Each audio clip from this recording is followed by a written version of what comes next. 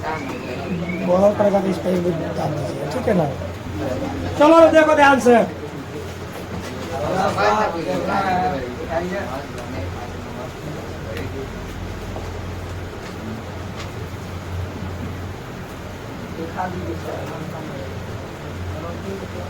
पत्थर पत्थर मत बोलो, सब ध्यान से इधर सिर्फ सुनो। देखो अर्थव्यवस्था और आजीविका चैप्टर का नाम है, ठीक है ना। इतिहास का 5 नंबर है चैप्टर। सबसे पहले ऑब्जेक्टिव देखिए, बोला है स्पिनिंग जेनी का आविष्कार कब हुआ। ध्यान रखिएगा 1770 में हुआ था। इस सारा के सारा आविष्कार ज्यादातर यूरोप में देखने को मिला है। कहाँ पे? यूरोप में। सेफ्टी लैंप का आविष्कार कब हुआ, मतलब किसने किया, सॉरी, तो क्या कहिएगा, हम्फ्रे डेवी ने किया। कौन? हम्फ्रे डेवी ने किया था। ये वाला क्वेश्चन बहुत इंपॉर्टेंट है, जो कंपटीशन में भी पूछते रहता है ना, समझे। बोला है कि बम्बई में, देखिए आजकल बम्बई का नाम भले मुंबई लोग कहता है, लेकिन पहले इसका नाम क्या था, बम्बई। आजकल इसका नाम बदल के क्या कर दिया गया, मुंबई बदल के कर दिया गया। जैसे पहले चेन्नई का नाम पहले मद्रास था, चेन्नई के नाम पहले क्या था, मद्रास। बाद में उसका नाम बदल के क्या कर दिया गया, चेन्नई। समझ रहे हैं ना बात को। तो देखिए, तो बोला है कि बम्बई में सर्वप्रथम सूती कपड़े के मिलों की स्थापना कब हुई, 1851 ईस्वी में। कब हुआ बाबू, 1851 में। अब जरा बातों को समझिएगा कि 1851 में कुछ और भी बातें हुई थी, ठीक है। इधर साइड करिए, इसको साइड में लिख लेना तो सबका बड़ी बेटर रहेगा। चलो वीडियो रोक के लिख लेना, सब हम डाल देंगे इसमें। देखिए ध्यान से, 1853 में। कब बाबू, 53 में, ठीक है जी। प्रथम बार ट्रेन की शुरुआत हुई।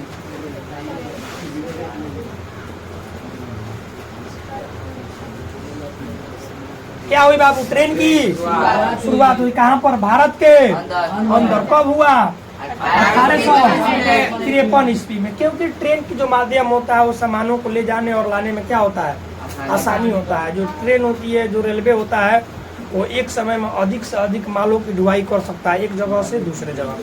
लेकिन अगर वहीं अगर सड़क से जाइए, बस से, ट्रक से जाइए, तो इसमें ज़्यादा खर्चा आ जाता है और सामान कम जाता है। समझ रहे हैं ना बात को। यही कारण था। ये जो ट्रेन चली थी किन 2 स्टेशनों के बीच चली थी, तो याद रखिएगा, मुंबई से ठाणे, मुंबई से ठाणे के बीच चली थी। मुंबई से ठाणे के बीच, ठाणे नहीं रे, ठाणे, ठीक है। दोनों के दोनों जगह का महाराष्ट्र में ही है, ठीक है ना। ध्यान रखिएगा।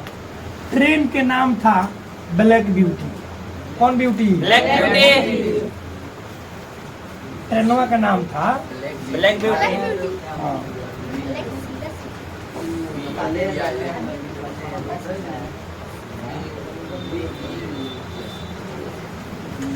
क्या नाम था ट्रेन के, ब्लैक ब्यूटी ट्रेन का नाम था, जो कि ट्रेन चला था 1853 में, ठीक है जी। इन दोनों स्टेशनों के बीच की दूरी कितना है, 34 किलो। कौन, कितना किलोमीटर, 34 किलोमीटर। ध्यान रखिएगा कि भारत में प्रथम बार रेलवे की शुरुआत कब की गई, 1853 ईस्वी में की गई। इन 2 स्टेशनों के बीच शुरुआत से ठाणे के बीच। ट्रेन का क्या नाम था, ब्लैक ब्यूटी। और ये दोनों स्टेशनों के बीच 34 किलोमीटर। समझ गए बात को। चलिए, इसको आप लोग लिख लीजिएगा, लोग वीडियो लिखेगा सर। वीडियो पर बहुत समय तो सब लगाएगा लिखने में। देखिए 4 नंबर, 1917 ईस्वी में भारत में पहली जूट मिल किस शहर में स्थापित किया गया, कोलकाता में। कहाँ पर बाबू, कोलकाता में। आपको ध्यान रखना है कि 1917 में क्या, कोलकाता में जूट मतलब जिसको हम लोग पटुआ कहते हैं अपना भाषा में, और गांव देहात में लोग उगाता है, ठीक है जी। रेशा की तरह निकलता है उसमें से, जिसकी लोग रस्सी वगैरह बनाता है लोग। या जो जितनी भी बोरिया बनती है, वही बोरिया सभी किसका होता है? जूट का ही होता है, ठीक है ना। सूती कपड़ा वगैरह भी होता है, जूट और कपास का ही बनता है, ठीक है। 1917 में क्या किया गया था? भारत में पहली जूट की कारखाना लगाया गया, तो भी कौन सा शहर में? कलकत्ता में। देखिए 1911 से पहले 1911 से पहले भारत की जो राजधानी थी,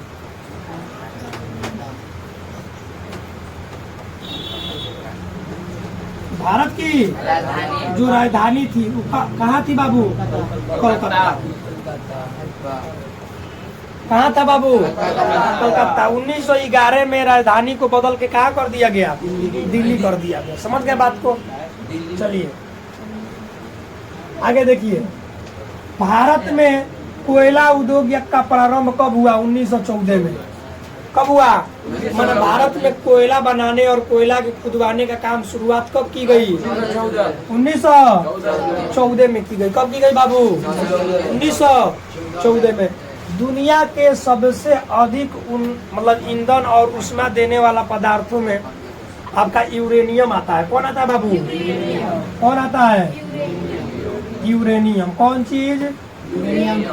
यूरेनियम। यूरेनियम वो भी कौन सा? यूरेनियम का दो कैटेगरी होता है, बता दे साइंस का टॉपिक के लिए। चलो आगे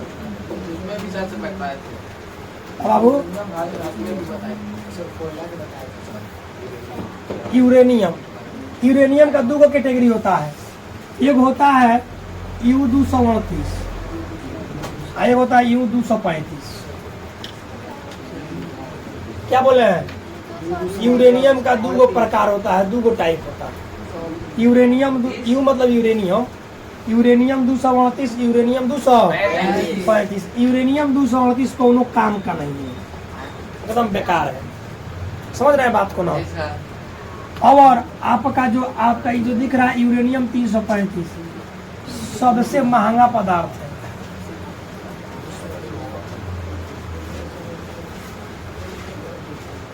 आपको पता होना चाहिए बाबू, अभी तक इसका कीमत का पता नहीं चला है कितना, काहे की बेचे भी नहीं करता है, कीमत के पता नहीं चला। पूरी दुनिया में, पूरी पृथ्वी में समझिए कि 99.3% जो है वही वाला यूरेनियम पाया जाता है। कौन वाला? यूरेनियम 238।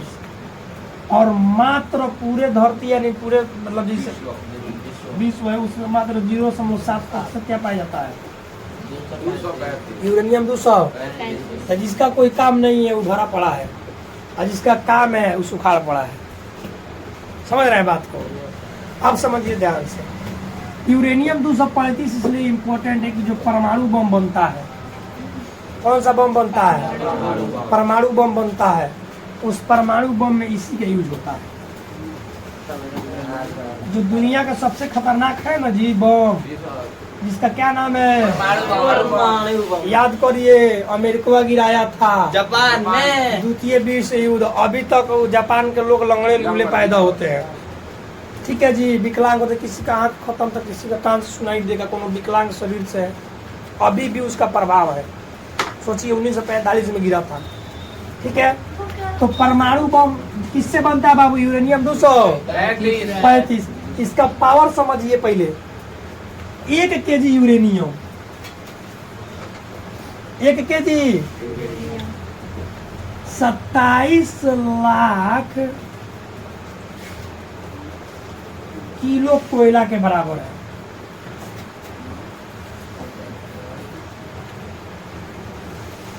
सत्ताईस लाख किलो कोयला जितना ऊर्जा देगा ना, उतना अकेले 1 किलो यूरेनियम दे देगा।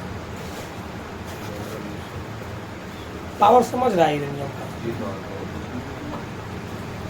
27 लाख किलो कोयला जलाएगा, ओकरा बराबर अकेले 1 किलो यूरेनियम ऊर्जा दे देगा। जलेगा तो, ब्लास्ट करेगा तो, भड़केगा तो। जैसे बिजली हम लोग बनता है तो कोयला से, समझ रहे हैं बात को? यानी अगर 27 लाख किलो कोयला जितना बिजली उत्पन्न करेगा ना, उतना मात्र 1 किलो यूरेनियम कर देगा।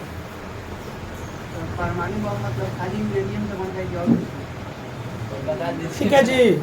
उसमें यूरेनियम नाभिकीय संलयन की प्रक्रिया द्वारा परमाणु बम को बनाया जाता है यूरेनियम डाल के। उम्मीद है कि ये बात भी आप लोग समझ गए होंगे। तो यूरेनियम और कोयला के महत्व को समझाने के लिए सारी बातें हम आपको बताएं, ठीक है ना।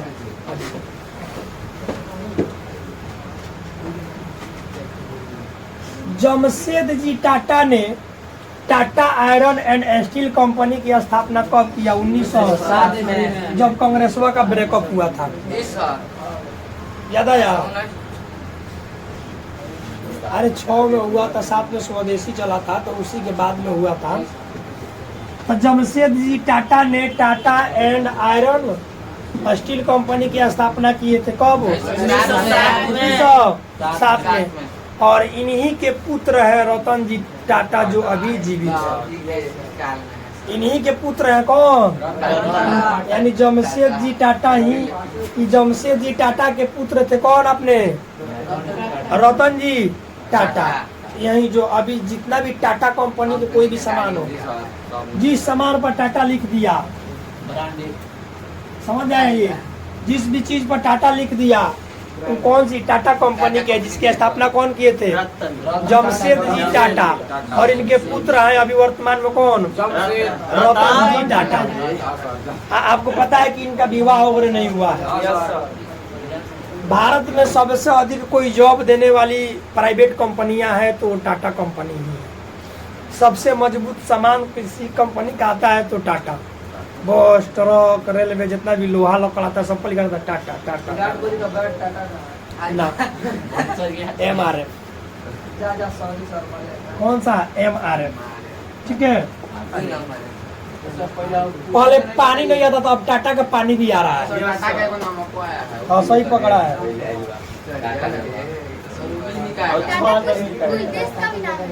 ना रे बुर्बा कंपनी नाम, टाटा कंपनी का नाम है।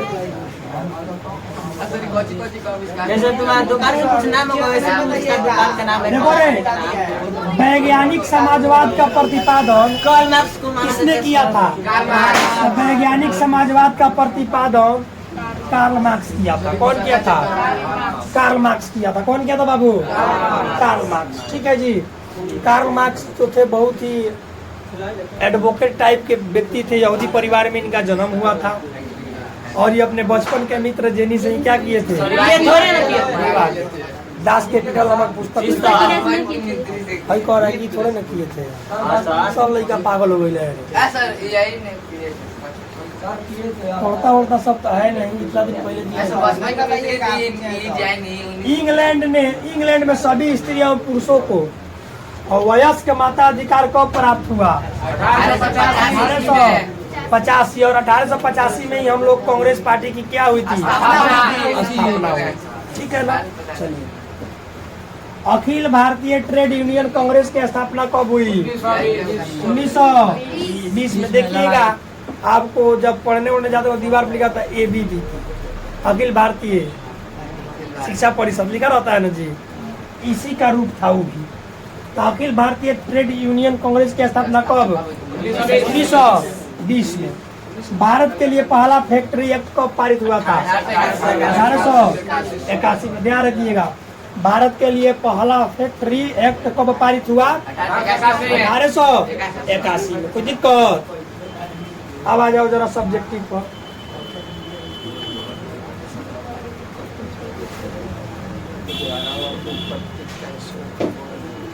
बुर्जुआ वर्ग की उत्पत्ति कैसे हुई? बुर्जुआ वर्ग की उत्पत्ति कैसे हुई? देखिए, औद्योगिकरण। औद्योगिकरण का मतलब होता है अधिक से अधिक कंपनियों की स्थापना करना। औद्योगिकरण का मतलब क्या होता है? अधिक से अधिक कंपनियों की स्थापना, अधिक से अधिक कंपनियों की स्थापना करना। तो देखिए, औद्योगिकरण के फलस्वरूप ब्रिटिश सहयोग से भारत के उद्योगों में पूंजी लगाने वाले उद्योगपति पूंजीपति बन गए। आप समझिए इसका मतलब क्या है। यानी जब भारत हम लोग का आजाद हुआ तो उस समय हम लोग का मदद करने के लिए, मान के चले लूटे आप है तो मदद दूसरा को थोड़ा ना करेगा। तो अंग्रेजों ने, अंग्रेज मतलब ब्रिटिश, ठीक है ना, ब्रिटिश जितने भी ब्रिटिश के बड़े बड़े लोग थे, पूंजीपति मैंने ज्यादा मालधानी पार्टी, ज्यादा पैसा वाले व्यक्ति, तो उन्हीं लोगों ने भारत का क्या किया? मदद करने के लिए पैसा लगाना शुरू किया कि हाँ हम आपको पैसा दे रहे हैं, आप कंपनी बैठाइए लोग, बाद में हमको क्या कर दीजिएगा, लोग लौटा दीजिएगा। तो वही औद्योगिकरण के फल और ब्रिटिश सहयोग से भारत के उद्योग में पूंजी लगाने वाले उद्योगपति यानी पैसा वाले पार्टी, ठीक है, पूंजीपति बन गए। अब तो पूंजी लगाए आपके कंपनी में तो इनकम होगा तो उसमें से लेंगे, जिस हिसाब से पैसा लगाइएगा उसी हिसाब से वापस लीजिएगा, ठीक। तो पूंजीपति बन गए। अतः समाज में 3 वर्गों का उदय हुआ, ठीक है जी। आज कंपनी जब बैठेगा तो उसमें काम करने वाले लोगों को चाहिए भी ना, तो 3 टाइप के लोग आए। एगो कौन, पूंजीपति यानी जो पैसा लगाया, एगो हुआ बुर्जुआ वर्ग, एगो हुआ मध्यम यानी मजदूर वर्ग। बुर्जुआ वर्ग जिसको रहने के लिए भी नहीं झोपड़ी दिया जाता, सिर्फ काम करो और सड़कों के पटरियों पर सो जाओ, इस टाइप के लोगों को क्या बोला गया, बुर्जुआ वर्ग। समझ रहे हैं बात को। जैसे मान लीजिए कंपनी में काम किया, आपको रहने का ठिकाना नहीं है तो सड़क के किनारे सो गए, या कहीं जगह मिला धर्मशाला में सो गए, इस टाइप के लोगों को क्या कहा जाता था, बुर्जुआ वर्ग कहा जाता था, ठीक है बाबू। उसके बाद देखिए सलाम पद्धति। सलाम पद्धति की शुरुआत कैसे हुई, औद्योगिकरण के फलस्वरूप जब मालिकों द्वारा मजदूरों का शोषण होने लगा तो उनकी स्थिति दयनीय हो गई, जिससे वो सुविधा विहीन घरों में रहने को बाध्य हो गए, जिससे क्या कहा जाता है। अब समझिए क्या होता है, जब बड़े बड़े कंपनी जब बनना शुरू हुआ तो गांवों से, ग्रामीण क्षेत्रों से लोग शहर की ओर जाने लगे, किसके लिए, रोजगार के लिए, काम के लिए। जब वहाँ जाने लगे तो वहाँ के जो मिल का जो मालिक होता था सब इन लोगों का क्या करना शुरू कर दिया, शोषण करना शुरू कर दिया। शोषण का मतलब होता है दिन भर काम किए, आपका तनख्वाह है 500, आप उसको दे रहे हैं 300। शोषण ही तो हुआ कि नहीं हुआ जी। शोषण मतलब होता है किसी के हक को मार लेना, ठीक है। यानी मालिकों ने क्या करने लगा, शोषण करने लगा, जिससे मजदूरों की स्थिति और भी दयनीय हो गई। मतलब पहले से तो खराब था ही, उस सब का स्थिति और भी क्या हो गया, खराब हो गया। और स्थिति खराब होने के कारण उन लोग को सुविधा विहीन घरों में रहना पड़ा। सुविधा विहीन मतलब जिसमें किसी प्रकार की सुविधा ना हो, इसमें ना लाइट की व्यवस्था हो, ना पानी की व्यवस्था हो, ना साफ सुथरा सफाई की व्यवस्था हो, वैसे वैसे घरों में लोग क्या होने लगे, रहने लगे। और इसे ही हम लोग क्या कहते हैं, स्लम पद्धति कहते हैं। इसे ही हम लोग क्या कहते हैं बाबू, स्लम पद्धति कहते हैं। कल से वीडियो बनेगा, समझ गए ना।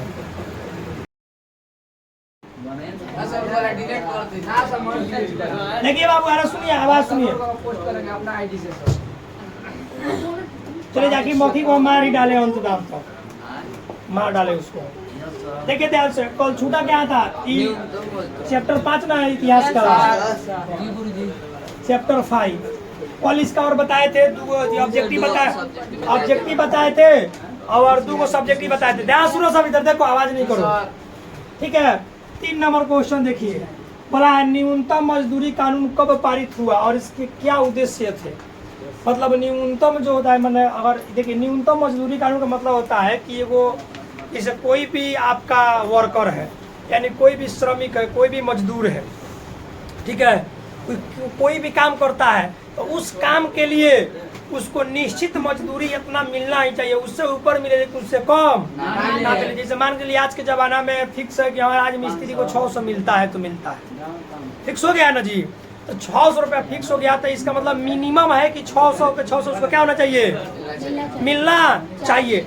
बाद में भले आप उसको 600 से अधिक हो जाना चाहिए, लेकिन 600 से कम नहीं होना चाहिए। वही होता है न्यूनतम मजदूरी। वही क्या होता है, न्यूनतम मजदूरी।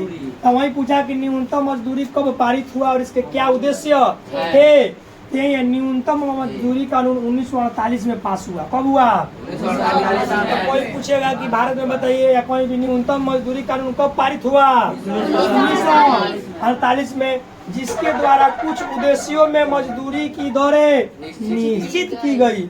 मतलब कुछ उद्योगों में या उद्योगों में, यानी कुछ कंपनियों में आदमी का रेट क्या किया गया, फिक्स किया गया कि इससे कम इस व्यक्ति को नहीं मिलना चाहिए, इससे अधिक मिल जाए ठीक है, लेकिन इससे कम।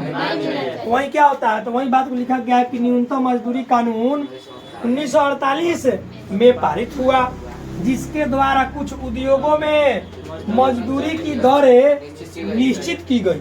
ठीक है जी, बोला है। और कहा गया कि मजदूरी ऐसी होनी चाहिए जिससे मजदूर केवल अपना ही गुजारा ना कर सके, बल्कि इससे कुछ और अधिक हो, ताकि वह अपने कुशलता को भी बनाए रख सके। यानी सिर्फ अपने गुजारा करने के साथ साथ उसका इनकम थोड़ा अधिक होना चाहिए, जिससे क्या हो, जिससे उसके घर परिवार के खर्चा चलने के बाद कुछ एक्स्ट्रा रुपया उसके पास बच जाए, ताकि भविष्य में किसी प्रकार के परेशानी हो तो उसका उसमें यूज कर सके। मतलब जो अधिक पैसा रहेगा उसका क्या कर सके, उपयोग कर सके। वरना पता चले कि पेट भर ही पैसा मिलता है, भविष्य में कोई बीमारी हो गया, कोई तबीयत गड़बड़ हो गया, तब तो कर्ज लेना पड़ेगा उसको। तो यही कारण से बोला है कि उसकी कुशलता बनी रहे, मतलब उसकी जो इनकम होनी चाहिए वो क्या होनी चाहिए, अधिक होनी चाहिए, जिससे वो कमा भी सके और साथ कुछ रुपया बचा भी सके।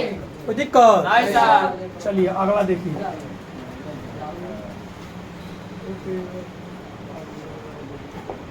अगला है उपनिवेशवाद से आप क्या समझते हैं? औद्योगिकरण ने उपनिवेशवाद को जन्म दिया कैसे? ठीक है जी, समझिए। इतिहास के दृष्टि से उन्नत एवं शक्तिशाली देशों द्वारा पिछड़े और निर्बल देशों के राजनीतिक तथा आर्थिक आधिपत्य की स्थिति को उपनिवेशवाद कहते हैं।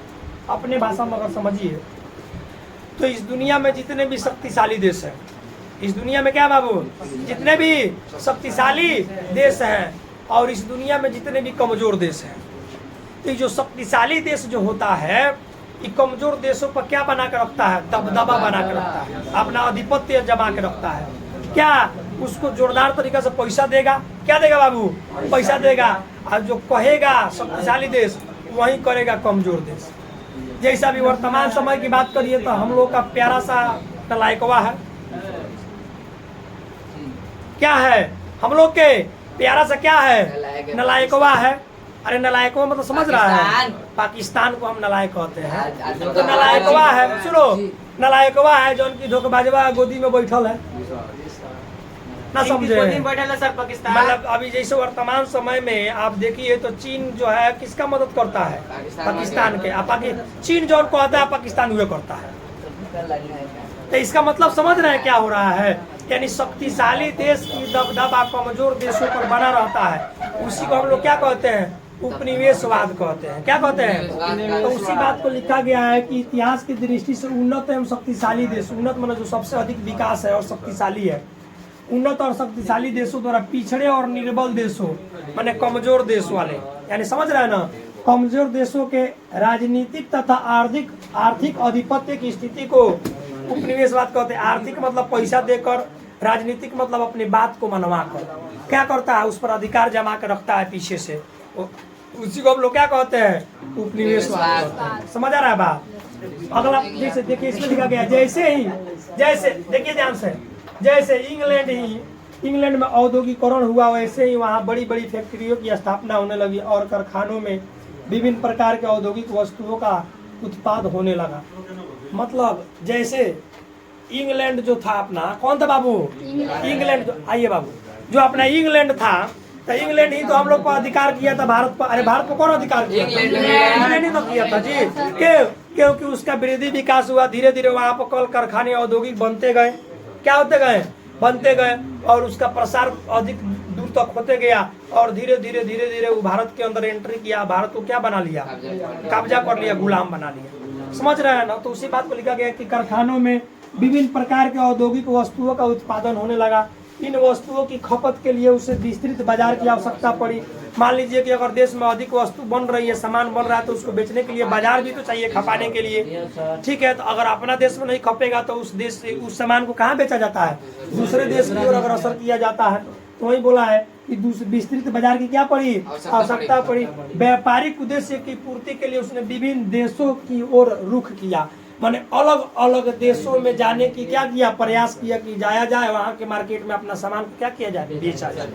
जैसे एग्जाम्पल के तौर पर अभी सबसे ज्यादा हम लोग इंडिया में कौन चलता है, Chinese phone, one plus, Infinix, Oppo, Vivo, Realme, Redmi, सारा का सारा चाइनीज कंपनी है, सारा का सारा चीन वाला माल है सब। ठीक है, काहे को वहाँ पर ज्यादा बनता है, वहाँ पर क्या बनता है बाबू, ज्यादा बनता है। और यही कारण है कि उसके देश में खपत ना होने के कारण पूरी दुनिया में बेच रहा है फोन, इंडिया में बेच रहा है, बांग्लादेश में बेच रहा है, नलायकवा के अंदर बेच रहा है, और बहुत सारे देशों के अंदर क्या कर रहा है, बेच रहा है। कौन, चीन। क्यों, क्योंकि उसके पास उत्पाद ज्यादा है, सस्ता सामान दे रहा है। आजकल का लोग का तो डिमांड वही है कि सस्ता मिले, बढ़िया मिले, यही ना लोग सोचता है जी। तो वही बात है। तो इसीलिए क्या होता है, विस्तृत बाजार की क्या पड़ती है, आवश्यकता पड़ती है, ठीक है ना। उसके बाद बोला संसाधनों की प्रचुरता ने उसे भारत की तरफ व्यापार करने के लिए क्या कर दिया, आकर्षित कर दिया। यानी जो इंग्लैंड था, जब उसके अंदर कंपनी बनने लगे, सामान का उत्पादन होने लगा, तो उस सामान को बेचने के लिए सोचा कि भाई सबसे ज्यादा कौन सा देश सुरक्षित है, तो पता चला कि भारत जो है, यहाँ पर संसाधन बहुत अच्छा है, लेकिन यहाँ डेवलपमेंट नहीं है, तो यहाँ पर अपना धाक जमाया जा सकता है। तो अंग्रेजों ने किधर रुख किया, भारत में रुख किया। समझ रहे हैं बात को। उसके बाद बोला है धीरे धीरे उसने भारत में शक्ति का प्रयोग कर अपने उपनिवेश की स्थापना कर ली। मतलब धीरे धीरे शक्ति का प्रयोग करते करते पूरी की पूरी देश पर क्या कर लिया, कब्जा कर लिया। पैसा आएगा, शक्ति बढ़ाएगा, लोगों को काम पर लगाएगा, तो कब्जा तो हो ही जाएगा, ठीक। यानी क्या कर लिया बाबू, स्थापना कर ली, कब्जा कर ली। इस प्रकार उपनिवेशवाद का क्या हुआ, जन्म हुआ। इस प्रकार उपनिवेशवाद मतलब एक देश दूसरे देश पर अपना क्या जमा लिया, अधिकार जमा लिया, वही उपनिवेशवाद का जन्म हो गया। कोई दिक्कत, समझ रहे हैं बात को। चलिए अगला देखिए, लास्ट प्रश्न।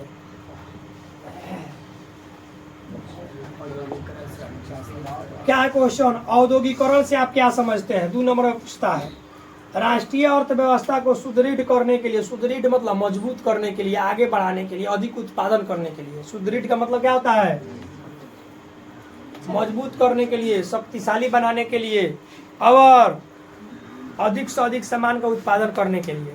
तो वही बोला है कि राष्ट्रीय अर्थव्यवस्था को सुदृढ़ करने के लिए कृषि क्षेत्र में एवं उद्योग जगत में नई नई मशीनों की स्थापित करना है ना, समझे। जैसे मान के चलिए, पहले हम लोग के जमाना में क्या होता था, पहले के लोग खेती बाड़ी किससे करते थे, कुदाल से होता था। हम लोग के दादा परदादा के जमाना में कुदाल से खेती होता था। उसके बाद क्या आया, हल और बैल, तो हल से खेती शुरू होने लगा, समझ गए। तो थोड़ा सा स्पीड बढ़ गया, ठीक। हल के बाद क्या आ गया, ट्रैक्टर आ गया, ट्रैक्टर से और भी अधिक हो गया। अब ट्रैक्टर के साथ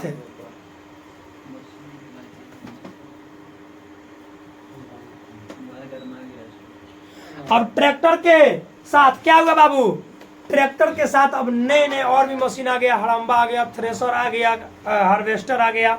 ये सभी आया कि नहीं आया। इससे खेती करना और भी क्या हो गया, आसान हो गया। तो वही होता है कि कृषि क्षेत्र एवं औद्योगिक जगत में नई नई मशीनों को स्थापित करना, मतलब नया नया मशीन को लाना ताकि काम जल्दी हो, तेजी में हो, ठीक है जी।